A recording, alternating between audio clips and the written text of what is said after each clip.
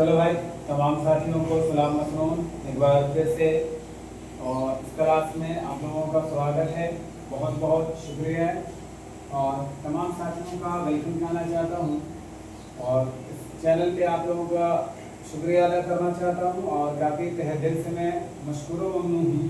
अल्हम्दुलिल्लाह आप लोगों ने काफ़ी पॉजिटिव फीडबैक दिया है।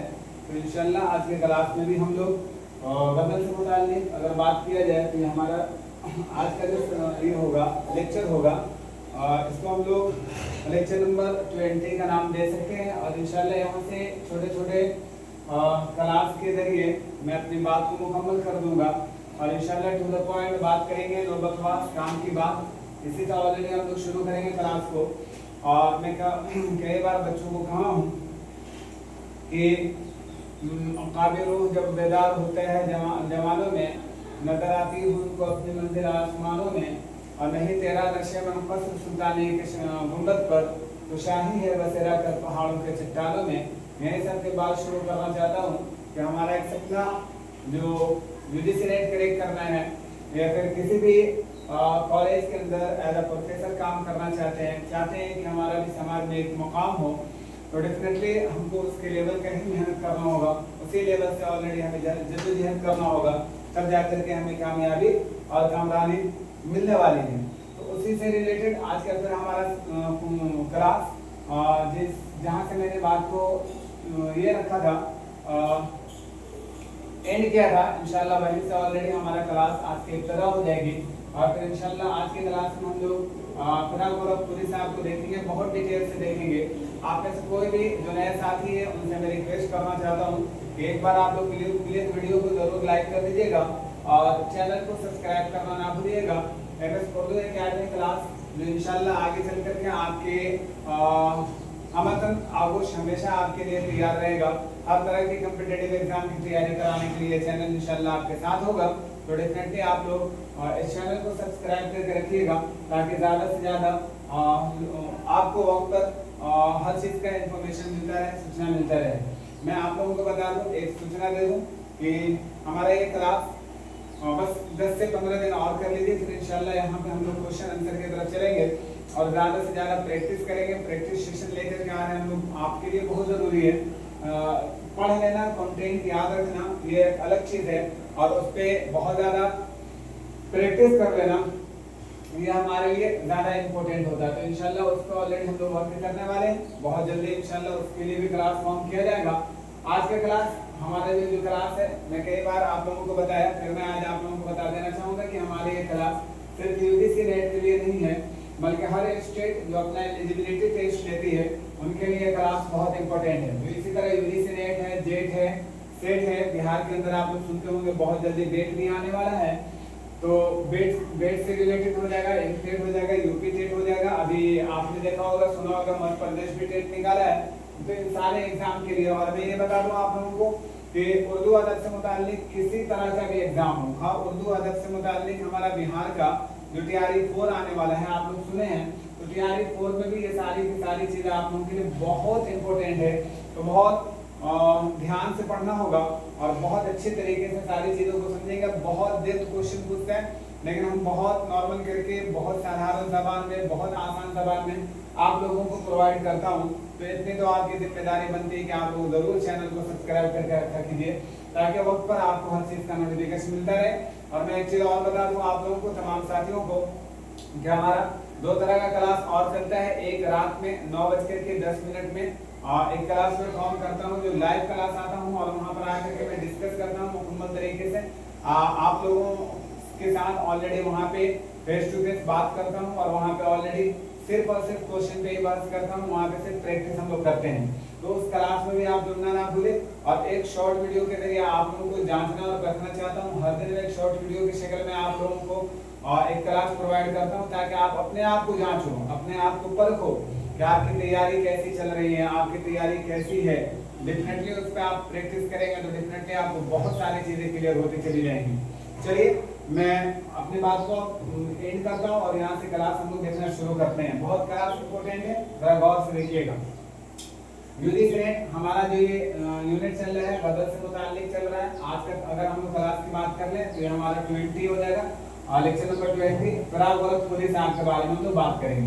तो सबसे पहले हम लोग यही से उठा लेते हैं बात को कि फराग गोरखपुरी याद रखिएगा। फराग गोरखपुरी का पैदाइश की अगर हम लोग बात कर ले तो सन 1896 में गोरखपुर में पैदा हुए हैं। फराग गोरखपुरी से ही समझ में आ रहा कि गोरखपुर में पैदा हुए थे, इससे ऑलरेडी कॉन्फ्लिक्ट बना करके याद रख सकते हैं। तो फराग गोरखपुरी सन 1896 में गोरखपुर में पैदा हुए थे और इनकी अगर वफात की हम लोग बात कर लें तो सन 1982 में इनकी वफात हुई थी। और कहाँ इनके इंतकाल हुआ था, आप लोग जल्दी से अगर याद है तो बता दें प्लीज। इनके इंतकाल की अगर हम लोग बात कर लें तो ये दिल्ली में इंतकाल किए थे। कहाँ किए थे? इनका इंतकाल दिल्ली में हुआ था। और एक पॉइंट और भी यहाँ पे ऑलरेडी क्लियर कर लीजिएगा आप लोग कि फराग गोरखपुरी का इंतकाल दिल्ली में हुआ था, लेकिन याद रखिएगा हरकते कल्ब के रुक जाने की वजह से, मतलब बस ये पॉइंट आपको याद रखना है, बाकी इसमें ज्यादा कोई चीज है नहीं।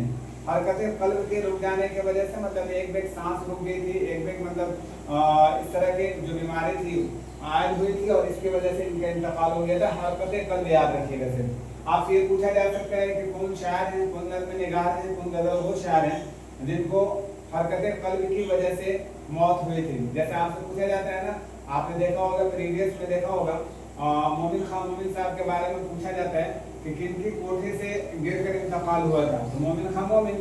इसी तरह इनके बारे में याद रखिएगा कि हरकत कल्ब की वजह से। और एक क्वेश्चन और भी आपसे पूछा जाता है नवाब मुस्तफा खान शिफ्ता के बारे में कि बताइए इनका इंतकाल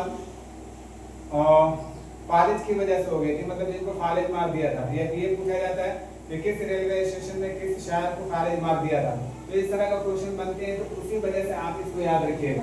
तो फराग गोरखपुरी सन 1896, गोरखपुर सन 1982, दिल्ली में इनकी वफात हुई थी हरकत कल्ब की वजह से, रुक जाने की वजह से। इनके अगर मुकम्मल तरीके से अगर हम लोग बात कर लें तो इनका असल नाम जो था रघुपति सहाय। और अगर इनका तखल्लुस की बात कर ले तो ये फराग तखल्लुस करते थे। और इनके वालिद की अगर हम लोग बात कर ले तो गोरख प्रसाद इनके वालिद थे। और इनके वालिद भी याद रखिएगा एक शायर थे जो इनका तखल्लुस इबरत हुआ करता था, जो इबरत किया करते थे। यहाँ तक कि क्लियर हुआ सारी चीजें। मैंने अभी आपको शुरू में बताया कि टू द पॉइंट बात करना है, नो बकवास, काम की बात, सिर्फ काम की बात किया जाए। तो यहाँ तक की बात क्लियर हुआ। और इनके वालिद की अगर हम लोग बात कर ले तो इनके वालिद का जो पेशा था वो वकालत थी। और इसी वजह से फराग गोरखपुरी भी वकील थे, वकालत इन्होंने भी किया था। फराग की शायरी की अगर असातिज़ा की बात कर लें तो इनके कई सारे असातिज़ा थे जिनको आप ऑलरेडी रखिएगा। मैच द कॉलम करके आपसे क्वेश्चन पूछता है, ये भी आपके लिए बहुत इंपॉर्टेंट है। शायरी का असातिज़ा की अगर हम लोग बात कर लें तो प्रोफेसर नासिरी वसीम खराबादी साहब हैं और रियाज खराबादी, ये मतलब ये सारे इनके शायरी को उस्ताद थे। इनके फराग गोरखपुरी साहब का यहाँ तक की बात क्लियर हुआ सारे लोगों को। इनकी अगर बात कर लें तो ये फराग गोरखपुरी इन्होंने अपनी बीए का ये जो मुकम्मल तकमील की थी, मतलब बीए का जो पढ़ाई इन्होंने तकमील की थी वो याद रखिएगा इलाहाबाद यूनिवर्सिटी से। कहाँ से? इलाहाबाद यूनिवर्सिटी से। फराग का पीसीएस में इंतखाब हुआ था 1919 में। ये भी एक बहुत इंपॉर्टेंट पॉइंट है और ये भी एक बहुत हार्ड तरह का कॉलेज एग्जाम है हिंदुस्तान का पीसीएस। तो इसमें भी इनका सिलेक्शन हुआ था सन 1919 में। फराग यूजीसी की तरफ से नेशनल प्रोफेसर भी मुंतखब हुए थे सन 1959 में। ये जो चीजें मैं बोल रहा हूँ सिर्फ सुन लीजिए और हो सके तो दोबारा और वीडियो देख लीजिएगा, सारी चीजें क्लियर हो जाएंगी, इनको रटने की जरूरत नहीं है। फराग तहरीक आज़ादी में शरीक हुए थे। तहरीक आज़ादी में मतलब आज़ादी के वक्त इन्होंने एक चीज में एक जमात में हिस्सा लिया था, वहाँ के हिस्सा बने थे। तो इसकी पालाश में मतलब इसके बदले में इनको 1920 में 2.5 साल कैद की सजा सुनाई गई थी, मतलब 2.5 साल में इनके ऊपर कैदोबंद की सजा हुई थी। फराग तहरीक आज़ादी में शरीक हुए थे जिसके पालाश में सन 1920 में 2.5 साल की कैद की सजा इन्हें सुनाई गई थी। जेल में फराग के मुलाकात अगर हम लोग बात कर ले तो आरिफ हमसबी, हकीम आशुफ्ता, मौलाना अहमद अली, हजरत मोहानी और मौलाना अबुल कलाम आजाद से हुए थे। यहाँ दो नाम बहुत इंपॉर्टेंट है जिसको ध्यान में रखिएगा। आपसे पूछा जा सकता है कि जेल में फराग गोरखपुरी का मुलाकात किससे हुई थी, जहाँ पे हो सकता है कि हत्तल इम्कान यहाँ से क्वेश्चन बन जाए कि हजरत मोहानी और मौलाना अबुल कलाम आजाद के बारे में जिनसे मुलाकात के बारे में ऑलरेडी आपसे पूछा जा सकता है, तो ये ध्यान में रखिएगा। जेल में फरार की मुलाकात आरिफ मुंसवी, हकीम आशुफ्ता, मौलाना अहमद अली और इसी तरह हजरत मुहानी और मौलाना अबुल कलाम आजाद से हुई थी। फरार के कलाम में अगर हम लोग बात कर लें तो फरार के कलाम के अंदर अगर देखा जाए तो हिंदुस्तानी देवमालाई अनासिर बहुत ज्यादा पाई जाती हैं। अब ये आपका ये कॉन्सेप्ट आपका बहुत इंपॉर्टेंट है, आप इसको जैसे चाहो याद रखना, बस याद रखना पड़ेगा आपको कि इनके कलाम के अंदर हिंदुस्तानी देवमालाई अनासिर बहुत ज्यादा पाई जाती है। फरार की अगर हम लोग बात कर लें तो फरार गोरखपुरी मुसहफी के शायर के बहुत मुसहफी की शायरी के बहुत ज्यादा दिलदारा थे, बहुत ज्यादा मतलब कह लीजिए इनका शायरी कलाम को ये पसंद किया करते थे। अब आप लोग एक क्वेश्चन का आंसर यहाँ पे दे दीजिए, जहमत कीजिए जल्दी से आप लोग कि मुसहफी का पूरा नाम क्या है और मुसहफी का तज़किरों का नाम आप जरूर बता दीजिएगा। हमारा क्लास का यही बेनिफिट है बाबू, यही ज्यादा बेनिफिट है कि हम ऑलरेडी क्वेश्चन से क्वेश्चन आप लोग के लिए पैदा कर देते हैं, ताकि आप लोग किसी तरह का एग्जाम में आए जब कोई चीज हम लोग सुने रहेंगे तो डेफिनेटली वहाँ हम लोग आसानी से सारी चीजें कर सकते हैं। तो फिर आप मुसहफी के बहुत बड़ा दिलदार थे, इनके शायरी के बहुत बड़े फैन थे। अगर हम ये बात कर लें आप लोगों के मुसहफी का पूरा नाम क्या है तो आप जरूर कमेंट करके बताइएगा और इनके तज़किरों के बारे में जरूर बताइएगा। आपसे ये भी क्वेश्चन पूछा जाता है कि वो कौन तज़किरा में से जिनके तीन तज़किरे हैं और वो तीनों तज़किरा का नाम आपसे पूछा जा सकता है। This question can be asked in UGC net या फिर किसी भी स्टेट का एग्जाम में आपसे ये क्वेश्चन फॉर्म किया जा सकता है, तो आप जरूर मुझे बताइएगा कमेंट करके कि मुसहफी का असल नाम क्या था और इनके वो तीनों तज़किरों का नाम जरूर आप बता दीजिएगा। इन्होंने जमालियाती रुबाइयात बहुत ज्यादा कही हैं। अगर इनकी बात कर लें तो इनसे यहाँ से भी क्वेश्चन आपसे पूछा जा सकता है कि इन्होंने जमालियाती रुबाइयात बहुत ज्यादा कही हैं, ये भी याद रखिएगा। शायरी में पहले पर अमीर मीनाई और दाऊद देहलवी से बहुत ज्यादा मुतासिर थे, मतलब उनके कलाम को सुनने के बाद, उनके कलाम को पढ़ लेने के बाद, उनके कलाम को ये कर लेने के बाद। अच्छा आप लोग एक क्वेश्चन का आंसर दीजिए कि अगर मैं आपसे पूछूं कि फरार गोरखपुरी अपने उम्र के किस स्टेज पर आकर इन्होंने शायरी शुरू की थी, तो आप जरूर अगर कमेंट करके बताना चाहेंगे तो जरूर आप बताइएगा कि अपने उम्र के किस ये पर आकर के स्टेज पर आकर के इन्होंने शायरी शुरू की थी। इनके कलाम को, ये वाला भी पॉइंट आपके लिए बहुत इंपॉर्टेंट है, अमीर मीनाई और दाऊद देहलवी से बहुत ज्यादा मुतासिर थे, ये भी पॉइंट याद रखिएगा। और इनके कलाम को बहुत आसान तरीका है पहचानने का, बहुत आसान तरीका है पहचानने का। इनके कलाम को लबो लहजा, सुकून व मतानत, नरमी कलाम से पहचाना जा सकता है। मतलब इनके कलाम को इतने आसानी से पहचान सकते हैं। अब पहचानने का तरीका दिया गया है कि इनके लबो लहजा अलग होते हैं, सुकून व मतानत होती है इनके कलाम के अंदर, कलाम में नरमी कलाम पाई जाती है। ये सारी चीजें फरार गोरखपुरी के कलाम में अतम दर्जे का पाई जाती है, ये भी पॉइंट आपके लिए बहुत इंपॉर्टेंट है। इनके शायरी की सबसे बड़ी खुसूसियत, that is the very important, अगर आज की क्लास में हम लोग वीवीआई इसको माने तो कोई बड़ी नहीं होगा। इनकी शायरी की सबसे बड़ी खुसूसियत की अगर हम लोग बात कर लें तो रुमानी ने खाली की कैफियत पाई जाती है इनके कलाम के अंदर। उनकी शायरी के अंदर सबसे बड़ी खुसूसियत जो है रुमानी ने खाली की कैफियत पाई जाती है। अगर हम लोग बात कर लें इनके कलाम में हिंदुस्तानी सनमियात का गहरा असर मिलता है। सनम का मतलब क्या होता है आप लोग जानते हो, कॉमन चीज है। सनमियात का गहरा असर मिलता है और इन्होंने उर्दू के अलावा कई जबानों में, कई जबानों का मतलब इन्होंने उर्दू के अलावा अंग्रेजी, हिंदी, संस्कृत, अरब से मुताल्लिक इन्होंने इनका मतलब ताल्लुक था, ये कई जबानों के जानकार थे और कई जबानों से इन्हें वाक़फ़ियत हासिल थी। उर्दू के अलावा अंग्रेजी, हिंदी, संस्कृत इन सारे अदब से भी ऑलरेडी बहुत अच्छी तरह से वाक़फ़ियत रखा करते थे। आई थिंक यहाँ तक के बाद सारी चीजें क्लियर हो। ये आपका उनके हयात खिदमात की बात कर लें या फिर उनकी जीवनी की बात कर लें, वहाँ से हमने कुछ पॉइंट आपके लिए उठा करके रखा है जो आपके लिए बहुत इंपॉर्टेंट है। ये सारी चीजें आपसे पूछी जा सकती हैं, यहाँ से क्वेश्चन बनाए जा सकते हैं। अब इनके कुछ ये के बारे में अफकार और ख्यालात के बारे में बात करेंगे और इनके कुछ तसानीफ है उनके बारे में इंशाअल्लाह बात करेंगे। हम लोग इन सारी चीज़ों को बहुत गौर से देखेंगे, बहुत इंपॉर्टेंट है। तो यहाँ तक की बात क्लियर हुई, आप लोगों को हुआ तो बोलो जल्दी, मैं आगे का क्लास ऑलरेडी कर दूँ।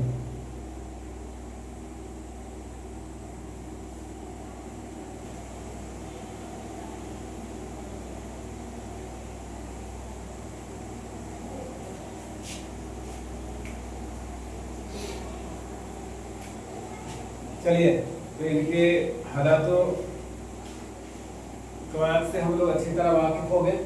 अब इनके कुछ इम्पोर्टेंट तसानीफ वगैरह हैं और गज़ल से मुताल्लिक़, और इनके अलावा तनक़ीदी कुछ किताबें इनके जिनके बारे में हम लोग इंशाअल्लाह डिटेल में पढ़ेंगे। और इनके कुछ किताबें ऐसी हैं जो ऑलरेडी करीमुद्दीन अहमद साहब, सैयद एहतशाम हुसैन साहब, इन सारे मजनू गोरखपुरी साहब, उनकी किताबों से कहीं ना कहीं ऑलरेडी ये होता है, मिलता जुलता लगता है। और वहाँ पे हम बहुत ज़्यादा कंफ्यूज हो जाते हैं, हमारा माइंड जो है ना एकदम मुकम्मल तरीके से वादे नहीं कर पाती कि ये किताब है किसकी। तो इंशाअल्लाह उसको भी हम लोग समझेंगे। इसमें देखेंगे कुछ किताबें इनकी है जहाँ से क्वेश्चन ऑलरेडी देखने को हमको मिलता है। जैसे इनके एक खुतूत का मजमुआ है मन आलम, वहाँ से क्वेश्चन हम लोगों को देखने के लिए मिलता है। या फिर इसी तरह हम लोग एक तरह से और इनकी एक किताब ले लें जैसे गुल नगमा, ये रुबाइयात से रिलेटेड है, यहाँ से भी एक क्वेश्चन हम लोगों को देखने के लिए मिलता है। तो बहुत सारे क्वेश्चन है। जैसे इनका और एक किताब है शगलिस्तान शेरिस्तान, यहाँ से क्वेश्चन ऑलरेडी हमको देखने को मिलता है। तो इसको भी ज़रा सा हम लोग ध्यान में रखेंगे और इन सारी चीज़ों को मद्देनजर रखते हुए हम लोग इन सारी चीज़ों को कंप्लीट करेंगे। तो कराक की चंद अहम तसानीफ की अगर हम लोग बात कर लें तो बहुत सारी किताबें हैं जिनमें ऑलरेडी मैं कुछ आपके सामने रखा हूँ, ज़रा गौर से देखिएगा। जैसे पहली किताब मैंने दिया आपके सामने तोहफ़े खुशतर, एक इनका पहला मजमुआ है, या शेरी कलाम का ये पहला मजमुआ है, आप याद रखिएगा। 1922 में शाये हुए थे। तोहफ़े खुशतर, ये भी नाम याद रखिएगा। इसी तरह इनकी किताब है रूह कायनात, शोले शास, मशअल, ये सारी की सारी किताबें इनसे रिलेटेड याद रखिएगा। रूप जो है, रूप ये रुबाइयों का मजमुआ है, और याद रखिएगा कि ये क्वेश्चन बना हुआ है, प्रीवियस में क्वेश्चन इससे बना हुआ है, तो ये भी ऑलरेडी आपके लिए इम्पोर्टेंट है। रूप रुबाइयों का मजमुआ है। रमज़ो के नायात, ये भी एक किताब बहुत इम्पोर्टेंट है। शगलिस्तान, शेरिस्तान, अभी नीचे में एक और किताब आएगा, इन सबको समझेंगे। शगलिस्तान सन 1947 में। गुले नगमा का तारीख मैंने इसीलिए लिखा है कि यहाँ से क्वेश्चन ऑलरेडी हमको देखने को मिलता है, फॉर्म होता है क्वेश्चन। तो गुले नगमा 1959, ये भी याद रखिएगा। इसी तरह हजार दास्तान इन्हीं की किताब है। गज़लिस्तान, शेरिस्तान, ये सारी की सारी किताबें इनकी हैं। धरती की करवट, ये भी किताब है इनकी। इसी तरह गुलबांग, नग़्मे नुमा, चरागा, पिछली रात, बज़्म ज़िंदगी, रंगे शायरी और जहान फ़िराक़, ये सारी की सारी किताबें इनसे मुताल्लिक़ हैं। इनका ऑलरेडी एक ये बना लीजिए आपसे मैं कहूँगा कि एक ऑलरेडी आपके पास छोटा मोटा नोट बुक रखते ही होंगे आप, उसमें ऑलरेडी एक जगह इन सारे को एकदम डिटेल से लिख लीजिए ताकि ऑलरेडी नज़रसानी होता रहे, बार बार हम इसे देखते रहें, ताकि देखने से हमें ये फ़ायदा मिलेगा कि डेफिनेटली वो किताबें हमारे दिमाग में बैठ जाएंगी। तो वहाँ पर फिर ऑलरेडी हमको दिक्कत नहीं होगी, दुश्वारियों का सामना नहीं करना पड़ेगा। तो एक लिस्ट बना लीजिए।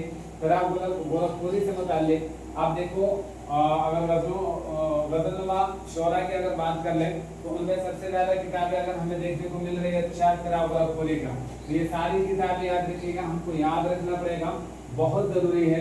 कहाँ से क्वेश्चन उठेगा, अभी ऐसा आप क्वेश्चन देखे होंगे इससे पहले अगर आपने एक अटेम्प्ट किया है तो एक ही शोरा का या एक ही मतलब मुहक्किक का या एक ही नक़ाद का कई सारी किताबों को उठा करके 8-10 किताबें उठा करके ये एक लिस्ट बना लेता है, और बनाने के बाद उसमें पूछ लेता है कि इनमें से कौन सी किताब इनकी नहीं है, या उसमें 10-12 का दे देगा, उसमें एक और किसी किताब को डाल देगा, किसी और मुहक्किक का नक़ाद का, और वो पूछ लेगा आपसे जैसे आपके सामने ये सारी किताबें रख दें और इनमें से एक किताब और ना रख करके किसी और को रख दे, और ये पूछेगा कि जुमरा किसका है, ये शेर मजमूओं का जुमरा किसका है। तो आप ऑलरेडी इतने सारे याद रखिएगा, एक आध किताब का याद नहीं रहेगा, आप ऑप्शन करके आ जाइएगा, गलत हो जाएगा।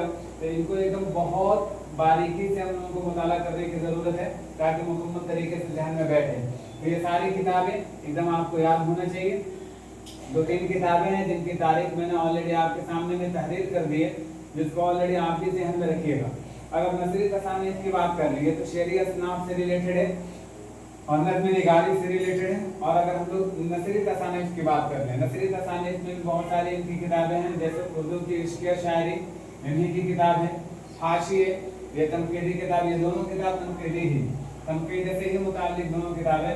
और उर्दू की इश्क़ शायरी उर्दू से रिलेटेड बहुत सारे किताबें मुहक्किकीन वगैरह का आता है, तो वहाँ पे ऑलरेडी हमारे दिमाग में बहुत ज़्यादा कंफ्यूज हो जाता है। उर्दू तनकीद पर एक नज़र, उर्दू शायरी पर एक नज़र, ये सारी की सारी किताबें, उसी तरह उर्दू की इश्किया शायरी, इस तरह करके क्वेश्चन आते हैं तो हमारे दिमाग बहुत ही हो जाता है। हाशिए, ये तनकीदी तसनीफ है, ये भी याद रखिएगा। उर्दू गज़ल गोई, हमारा सबसे बड़ा दुश्मन, ये भी इन्हीं का किताब है। अंदाज़े, मुख्तलिफ मज़ामीन का मजमुआ है इनमें। उर्दू साहित्य का इतिहास, ये भी हमारे लिए इम्पोर्टेंट है। मन आनम को तो भाई भूलना ही नहीं है, चाहे कुछ भी हो जाए। मन आनम के बारे में 2-3 चीज़ें याद रखना। मन आनम एक खुतूत का मजमुआ है, और इन्होंने किसके लिए लिखा तो ये भी याद रखिएगा। हम लोग मोहम्मद तुफैल के नाम इन्होंने लिखे थे, मोहम्मद तुफैल मुदीर के नाम इन्होंने लिखे थे। और ये कब से कब का है तो ये भी आप ध्यान में रखिएगा। ये खुतूत सन 1953 से लेकर के 1956 तक के ज़माने को मुहित करती है। मतलब 1953 से लेकर के 1956 तक का जो ज़माना होता है, इसको ये मुहित करती है मन आनम। 1953 हमको लगा ज़रूरी है, मैंने लिख दिया। अब आप डिपेंड करता है, अगर आप इससे पहले दिए होंगे और आपको लगता है कि इसकी तारीख उतना इम्पोर्टेंट नहीं है तो आप रहने दें, लेट इट बी। और आपको ऐसा लगता है कि नहीं ज़रूरी है, पूछ सकता है भाई। यहाँ से भी क्वेश्चन आप हर साल देख रहे हो, हर अटेम्प्ट में आप देख रहे हो कि क्वेश्चन का लेवल हाई से हाई लेवल हो रहा, तो ऑलरेडी याद रखना पड़ेगा हम लोगों को। नहीं भी याद रखिएगा तो दूसरी बार पढ़ लीजिएगा तो आपके लिए काफ़ी होगा। तो मन आनम खुतूत का मजमुआ है, मोहम्मद तुफैल के नाम लिखे गए थे। और ये याद रखिएगा ज़माने को मुहित करती है, घेराबंदी करती है 1953 से 1956। घेराबंदी करने का मतलब ये हुआ कि 1953 से इन्होंने लिखना शुरू किया था और 1956 तक की जितनी भी बातें थी उन सारी चीज़ों को इन्होंने मुहित किया। इसमें एजाज़ात में इनामात की अगर हम लोग बात कर ले तो इनको कई सारे इनामात वगैरह से नवाजे गए हैं। शायद कि आपको नज़र नहीं आता हो तो मैं बार बार दोहरा दूंगा, आप उसको सुन लीजिए और अगर हो सके तो वीडियो को पॉज करके आप लोग लिख लीजिएगा। जैसे एक किताब है इनका गुले नगमा, अभी ऊपर में ऑलरेडी मैंने तस्करा किया। गुले नगमा रुबाइयात का मजमुआ है और यही मैंने भी आपको बताया था। 1 मिनट हो गया, जरा क्लियर कर लेना। रुबाइयों और नज़मों के अलावा, हाँ सुन लीजिएगा, गुले नगमा जो है रुबाइयों और नज़मों के अलावा इसके अंदर 71 गज़लें हैं जो दूसरे मजमुओं में शामिल हैं। मतलब इनके अंदर गज़लें और नज़में, ये सारी चीज़ों को जगह दी गई है। आप ये याद रखेगा। लेकिन अगर एक चीज़ आप ये याद रखेगा, गज़ल वो भी है ये और नज़्म निगार भी है। लेकिन आपसे अगर ये पूछ ले कि मतलब अगर लिस्ट बना करके दे दे, गज़ल गो शोरा का लिस्ट बना करके दे दे और इसमें ये नाम मिले, तो आप ये ध्यान में रखिएगा कि इनको गज़ल गो में ही हम ज़्यादा तरजीह देंगे, ये भी ध्यान में रखिएगा। तो एजाज़ात इनामात में अगर हम लोग बात कर ले तो गुले नगमा पर इनको साहित्य अकेडमी अवार्ड मिला है। साहित्य अकेडमी अवार्ड मिला है, कब मिला है तो याद रखिएगा 1962 में। कब मिला है? 1962 में इनको मिला था। इसी पर इनको याद रखिएगा ज्ञानपीठ अवार्ड भी मिला था 1969 में। अब ज्ञानपीठ अवार्ड से मेरा एक क्वेश्चन है आप सारे लोगों से, उनके आप जल्दी से मुझे क्वेश्चन का आंसर दीजिएगा कि ज्ञानपीठ अवार्ड हासिल करने वाले 4 हैं और उन चारों में मैं ऑलरेडी आपके सामने में नाम लिख रहा हूँ। अगर आप आंसर करने की कोशिश करोगे तो प्लीज देखते हैं आप कर पाते हो कि नहीं कर पाते हो, कैसी तैयारी आपकी चल रही है। दरअसल मैं लिख रहा हूँ, आप बताओ जल्दी से। 1 का तो तारीख मैंने आपके सामने में लिख दिया, ज्ञानपीठ अवार्ड याफ्तागान मैं लिख ही दे रहा हूँ, पर आपका लिस्ट बना दे रहा हूँ। आप इसको आसानी से पढ़ लो और उसके बाद ही आंसर कर लो। इधर वाला क्लियर हो गया था ना? आप जल्दी से इसका आंसर करोगे। ज्ञानपीठ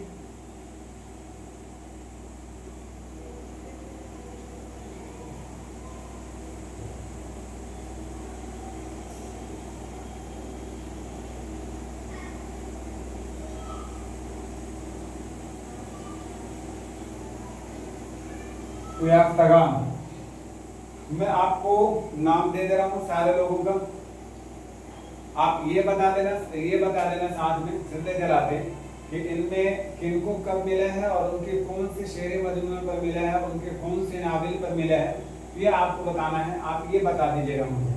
जैसे सबसे पहले तो ऑलरेडी आपके सामने में ये आ गए फिराक गोरखपुरी साहब, और इनके बारे में मैंने आपको क्लियर कर भी दिया। फिराक गोरखपुरी इनको कब मिला और किस किताब पर इनको मिला, ये सारी चीज़ें मैंने आपके सामने में रख दिया है।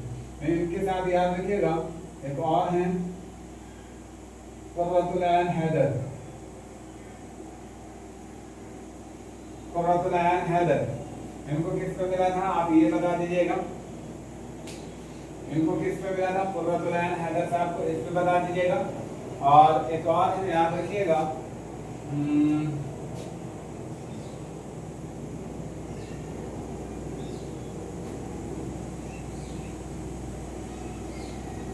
शहरयार, शहरयार इनको किस किताब में मिली थी?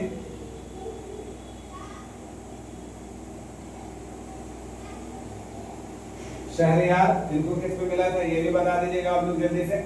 और एक और थे, उनकी किताब का नाम मैं बता रहा हूँ, हाँ उनके किताब का मैं नाम बता रहा हूँ, इनके ऊपर इनको मिला था, उनका नाम आप बताइएगा। थोड़ा सा हम ये कर दे रहे हैं, इसको डिफिकल्ट कर दे रहे हैं ताकि आप लोगों को ये हो। हम ये कर दे रहे हैं आपको, यहाँ पे उनकी किताब का हम नाम लिख दे रहे हैं ताकि आप लोग क्वेश्चन का आंसर, यहाँ पे जो तीनों का मैंने नाम लिख दिया, इनको किन किन किताबों पर मिला है इसको आप बता दीजिएगा। एक मैं ऑलरेडी किताब का नाम बता रहा हूँ, उस किताब के नाम बताने पर आप ये बताइएगा कि उस शायर का नाम क्या था।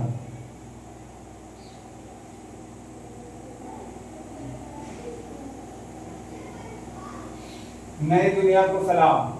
अब यहाँ पे इस शायर का नाम क्या था ये ऑलरेडी मेंशन करना है, और आपको आगे में जो मेंशन करना है वो मेंशन करना है कि कुर्रतुल ऐन हैदर साहब को किस किताब पर मिली थी और कब मिला था। शहरयार को किस किताब पर मिली थी और कौन सा डेट में मिला था। नई दुनिया को सलाम ये इनकी तस्नीफ है, उनका नाम दे दीजिएगा और इस पर कब मिला था। आप यहाँ पे देख लीजिए, आपको सने इशात के अकॉर्डिंग या जैसे जैसे मिला है वो तरतीब भी कंपलसरी है, तरतीब के साथ। जैसे कुरापुरी को सन 1969 में तो कुर्रतुल ऐन हैदर को इसके बाद मिला होगा, फिर उसके बाद बताओ शहरयार को मिला था या नई दुनिया के जो सलाम के मुसन्निफ जो हैं उनको मिला था। ऐसे तरतीब वाइज मुझे बता दीजिएगा ताकि आपको समझ में आ जाए अच्छी तरह से। तो ये एक क्वेश्चन है, ऑलरेडी मैंने आपके सामने में फॉरवर्ड किया। मेरा ये करने का उद्देश्य सिर्फ ये है कि हम लोग बहुत सारे, मैं खुद अपने बारे में आपको बता दूं, एक्सप्लेनेशन दे दूं कि पढ़ करके तो आदमी बहुत सारी चीजें रखता है, लेकिन एज टू द पॉइंट जब ऑलरेडी एग्जाम में आदमी बैठता है तो उस समय ना सारी चीजें हमारे दिमाग में आती नहीं है। तो इसी वजह से ऑलरेडी मैं प्रैक्टिस कराने का कोशिश करता रहा हूँ हर एग्जाम को लेकर के, ताकि आपको किसी तरह का। अच्छा एक और क्वेश्चन आप लोग ले लीजिए यहाँ से, और वो भी आप लोग बता दीजिए। अभी बहुत सारी चीजें रह गई हैं जिसको ऑलरेडी कवर करना है। हम लोग बात कर रहे हैं गुले नगमा। गुले नगमा इनके ऊपर इनको अवार्ड जो मिला था, साहित्य अकेडमी अवार्ड, ज्ञानपीठ अवार्ड मिला था, उत्तर प्रदेश उर्दू अकेडमी अवार्ड भी मिला था। और इसका भी तारीख आप लोगों को याद रखना है। साहित्य अकेडमी अवार्ड 1962 में, ज्ञानपीठ अवार्ड जो इनको मिला था 1969 में, और उत्तर प्रदेश उर्दू अकेडमी अवार्ड इसी किताब के लिए मिला था तो 1961 में। तो 1961 सबसे पहले आ जाएगा।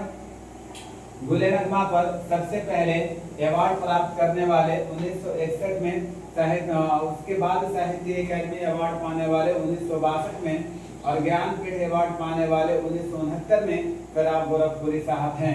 यहाँ तक की बात क्लियर हुई सारी चीजें। अब एक क्वेश्चन और मैं आप लोगों को दे रहा हूँ, आप बता दो जल्दी से।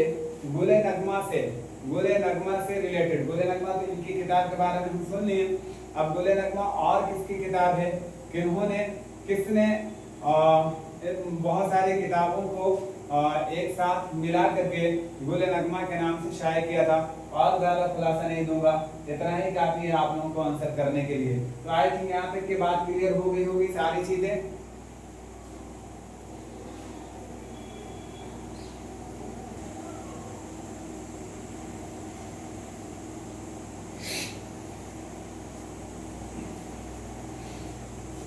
चलिए कुछ मुख्तलिफ आराम ख्यालात हैं जिस पे ऑलरेडी थोड़ी सी बात कर ले रहे हैं, थोड़ी सी ये कर लेते हैं, डिस्कस कर लेते हैं इनके ऊपर, इनके हालात पे बात की। इसके बाद ऑलरेडी इनके तसानीफ वगैरह जो ऑलरेडी शेरे मजमूए थे, और उसके बाद जो नसरी तसानीफ वगैरह थे उन पर ऑलरेडी बात कर ली। अगर हम लोग बात कर ले फराब गोरखपुरी साहब के बारे में, तो इनके बारे में मुख्तलिफ अखबार है लोगों का और बहुत इंपॉर्टेंट है, जहाँ से क्वेश्चन ऑलरेडी देखने को मिलता ही है। तो वहाँ से भी कुछ कंटेंट हम लोग ऑलरेडी इकट्ठा कर लेते हैं ताकि कहीं से किसी तरह से कोई भी दुश्वारी ना है एग्जाम में जब बैठे और स्टेटमेंट वगैरह से भी अगर क्वेश्चन बनाए जाए तो डेफिनेटली ऑलरेडी हम लोग कर लें। तो कुछ अखबार हैं इनके बारे में, मुख्तलिफ अखबार हैं जिनको ऑलरेडी हम गौर से देखते हैं। अगर हम लोग बात कर लें तो सबसे पहला अगर हम लोग देखें तो मोहम्मद हसन साहब का मानना है, मोहम्मद हसन जिनका ड्रामा है आपने सुना होगा, ड्रामा जहाब, इमरजेंसी में लिखे हुए ड्रामा है, बहुत अच्छा और 6 मनाजिर पर मुश्तमिल ये ड्रामा है। अभी हम लोग आगे में पढ़ने वाले हैं, इन पे डिटेल्स में पढ़ेंगे मोहम्मद हसन साहब को। तो मोहम्मद हसन उर्दू शायरी का जानसन कहा करते थे, मतलब उर्दू का जानसन मानते थे मोहम्मद हसन। मोहम्मद हसन के अकॉर्डिंग मतलब शराब पूरे जो हैं उर्दू शायरी का जॉनसन कहे जाते थे। शराब को उर्दू गज़ल का एक अहम सुतून तस्लीम किया है कलीमुद्दीन अहमद साहब ने। कलीमुद्दीन अहमद साहब बहुत उर्दू के बहुत बड़े और बहुत नामी गिरामी नक्कादों में से हैं, आप अच्छी तरह जानते होंगे इनके बारे में। तो शराब को उर्दू गज़ल का एक अहम सुतून तस्लीम किया गया है। आप लोग ऑलरेडी मैं एक चीज़ में आप लोगों से कहना चाहूँगा, अच्छा लास्ट में मैं बताऊंगा कि आपको करके क्या देना है। आज आप कमेंट करके क्या मुझे आंसर करेंगे, मैं वो ऑलरेडी आप लोगों को एक होमवर्क दे रहा हूँ आज। तराक की शायरी की अगर बात कर लिया जाए तो तराक की शायरी हकीकी शायरी की बेहतरीन मिसाल है मक़ौद यगाना चंगेज़ी। यगाना चंगेज़ी कहते हैं कि तराक की शायरी जो है हकीकी शायरी की बेहतरीन मिसाल है। ये सारे स्टेटमेंट ऑलरेडी वीडियो पोस्ट करके आप लोग जरूर लिख लीजिएगा, आपको नज़रअंदाज नहीं करना है वरना एग्जाम आपको नज़रअंदाज कर देगा। और इंसान बोलते हैं ना हम लोग, इंसान को छोटी सोच और पाँव में मोच कभी आगे नहीं बढ़ने देना। तो इन सारी चीज़ों को आप छोटे छोटे ना समझिएगा, इंक्लूडिंग है आपका सारे के सारी चीज़ें आपके इंक्लूड है सिलेबस के अंदर, तो आपको पढ़ना ही है। और पढ़ने का मतलब ये है कि ऑलरेडी कुछ ना कुछ चीज़ें हमारे दिमाग में होना चाहिए। अगर बात कर लें फराग में उर्दू में हिंदुस्तानी देवमालाई की तस्वुर की जमाल की तर्जमानी की है, और इसी तरह हुस्न जमाल के बोलते हुए रूह के शायर हैं। ये दोनों स्टेटमेंट बिलोंग करता है गोपीचंद नारंग से। गोपीचंद नारंग से फराग में उर्दू में हिंदुस्तानी देवमालाई की तस्वुर की जमालियात की तर्जुमानी की है, और हुस्न जमाल के बोलते हुए रूह के शायर हैं मक़ौल गोपीचंद नारंग। दुनिया से जाते हुए गज़ल को फिराक के जिम्मे करते हुए जा रहा हूँ बकौल यगाना चंगेज़ी। यगाना चंगेज़ी कहते हैं कि दुनिया से जाते हुए गज़ल को फिराक के जिम्मे किए जाता हूँ। यगाना चंगेज़ी फिराक उर्दू शायरी के ताक़ में हिंदुस्तानियत और अफ़ाक़ियत की शमा रोशन करते हैं। सलाम सिंध दहलवी, सलाम सिंध दहलवी। ये सारी चीज़ें आपके लिए बहुत इंपॉर्टेंट है, इन सारी चीज़ों को आपको याद रखना पड़ेगा। उर्दू शायरी में आने वाली शख्सियत फिराक की है, उर्दू में आने वाली शख्सियत जो है वो फिराक की है। मक़ौल असगर गुंडवी, असगर गुंडवी शायरी यहाँ नहीं लिखा हुआ है, आप लोग नोट डाउन कर लीजिएगा कि उर्दू शायरी में आने वाली शख्सियत जो आने वाली शख्सियत है वो फिराक गोरखपुरी की है। मक़ौल असगर गुंडवी, ये भी ऑलरेडी आपको ध्यान में रखना है। अगर हम लोग बात कर लें फिराक को मैं इस सदी के मौजूद 50 साल के मुनफरिद और मुमताज़ गज़ल के सब में जगह देना चाहता हूँ। गज़ल वो जो आइंदा रंगो आहंग होगा उसमें फिराक का बड़ा हिस्सा होगा। फिराक को इस सदी के मौजूद 50 साल की मुनफरिद और मुमताज़ गज़ल गो के सब में मैं रखना चाहता हूँ, इनको जगह देना चाहता हूँ। गज़ल को जो आइंदा रंगो आहंग होगा उसमें फिराक का हिस्सा बहुत बड़ा हिस्सा होगा। रशीद अहमद सिद्दीकी, रशीद अहमद सिद्दीकी। ये दोनों स्टेटमेंट मैंने आपके सामने में नहीं लिखा है, इसलिए मैं रिपीट कर दे रहा हूँ 2 बार ताकि आप इसको नोट डाउन कर लीजिएगा। फिराक की ये खूबी है कि उन्होंने एहसास जमाल को हयातो कायनात समझने के लिए बतौर कदरे इस्तेमाल किया है, और ऐसे जज्बे और फिक्र में डूबे हुए नगमों को ऐसे आतिशे हसास के साथ जगाया है कि शोला लिपक जाए और हम थोड़ी देर के लिए नई आहंगों को एक हसीन दुनिया में पहुंच जाते हैं। ख्वाजा अहमद फारूकी, ख्वाजा अहमद फारूकी। ये जो मैं स्टेटमेंट बोल रहा हूँ इसको ऑलरेडी आपको लिखना होगा। राशिद और फैज के बाद जदीद नज़्म निगारी की मियार सिर्फ फिराक गोरखपुरी की नज़में पूरा करती हैं। अजीज़ अहमद, मक़ौल अजीज़ अहमद। ये भी याद रखिएगा। जो शख्स ये तस्लीम नहीं करता कि फिराक अजीम शख्सियत हिंदुस्तान के माथे पर टेका और जबान की आबरू और शायर के मान का संदल है, वो खुदा की कसम कोरे और मादरजाद है। जोश मलिहाबादी इनका मानना है कि जो शख्स तस्लीम नहीं करता, फिराक गोरखपुरी के बारे में ये थॉट रखते हैं कि वो शायर नहीं है, मुकम्मल शायर नहीं है, उनको इन्होंने कहा है कि वो इंसान जो ऐसा थॉट रखता है कि फिराक एक अजीम शख्सियत हिंदुस्तान के माथे पर टेका और जबान की आबरू और शायर के मान का संदल है, वो खुदा की कसम कोरे हैं, मतलब ना अहल हैं, ना जानकार हैं। याद रखिएगा, जोश मलिहाबादी का मानना था। जब हम लोगों को भूल जाएंगे उस वक्त फिराक की याद ताज़ा रहेगी। जब हम लोगों को भूल जाएंगे, जब लोग हमें भूल जाएंगे, उस वक्त भी फिराक की याद ताज़ा रहेगी।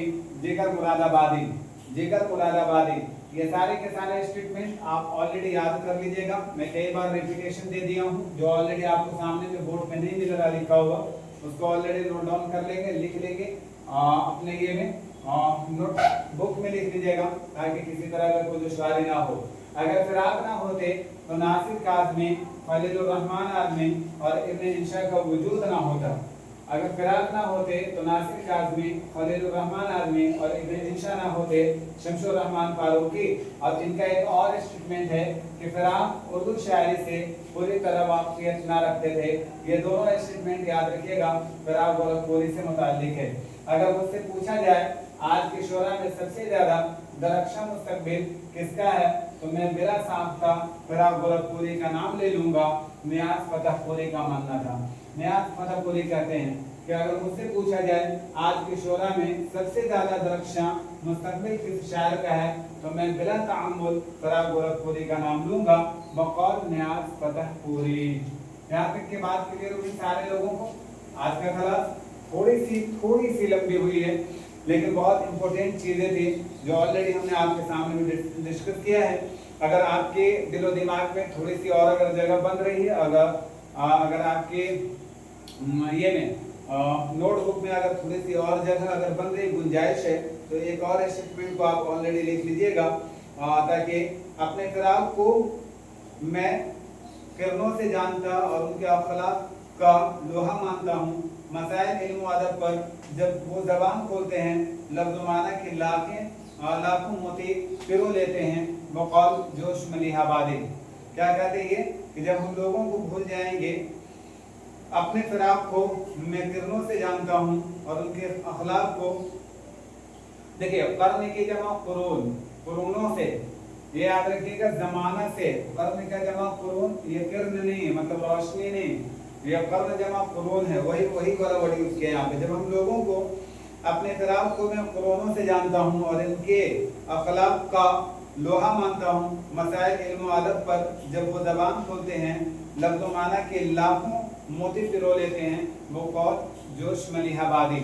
ये सारे के सारे स्टेटमेंट आप लोगों के लिए उतना ही इम्पोर्टेंट है जितना कि आप इसे शायद के वैल्यू ना देते हो। ये सारे के सारे इम्पोर्टेंट पॉइंट जो आपके सामने मैंने डिस्कस किया है, इसको मुताला में रखिएगा।